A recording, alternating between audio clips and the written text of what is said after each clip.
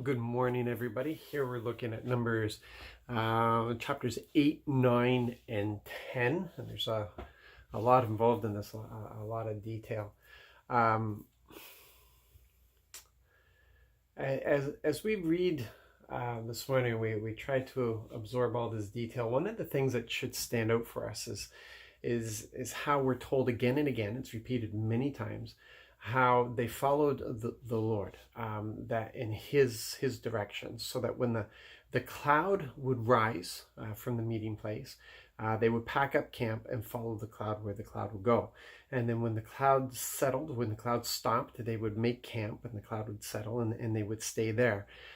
Sometimes they would stay for a long period of time. Sometimes it would just be for a night, and then the cloud would rise and they'd break camp and follow the cloud, and the cloud would stop and they'd set up camp, and the cloud descends and stays for a while again, and it repeated again and again and again. So the Lord decided where they would go, where they would stop.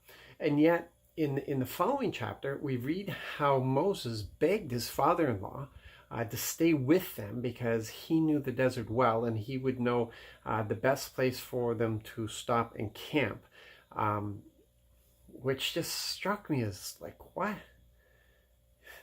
The Lord is leading them, and yet Moses wants his father-in-law there as what? Backup, insurance, just in case the Lord abandons them, or what's going on with that?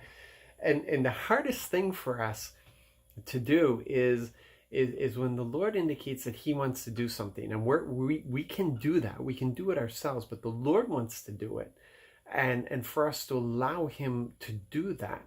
And whatever he does is like 1,000 million times better than what we could ever do. And yet there's also other times when the Lord tells us to do. And often he tells us to do the things that we can't do. Like when he said Moses was crying out to him, and he says, what are you guys doing crying here on the beach?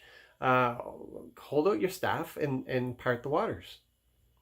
And we know it was the power of the Lord, but it was the Lord the Lord commanding Moses to part the waters. So, it's we're in this situation where we're just supposed to be attentive to the Lord all the time. Be attentive to what he's saying, and when he indicates that he wants to do something that we're capable of doing, just to allow him to do that. And yeah, we could find ways. We could get bank loans, we can use credit cards, we can do all this sort of stuff. But when the Lord says, no, I want to do this for you, I want to do this for you, it's like, wow, just to allow him to do that, allow him to do that, allow him to come in and do what we could possibly do for ourselves, but he would do it in a greater way. Because again, it's learning to be dependent on him. It's growing in that dependence and listening, so that we know when he's saying to us, okay, be still and know that I'm God. And other times when he says, rise up and fight, and the only way is that we're going to know that is to know his voice. The only way is when we're being attentive. The only way is in a relationship of intimacy in these things. Yeah, so that's important stuff to know. So yeah, be attentive to the Lord. Practice hearing his voice today, and you have a blessed and wonderful day.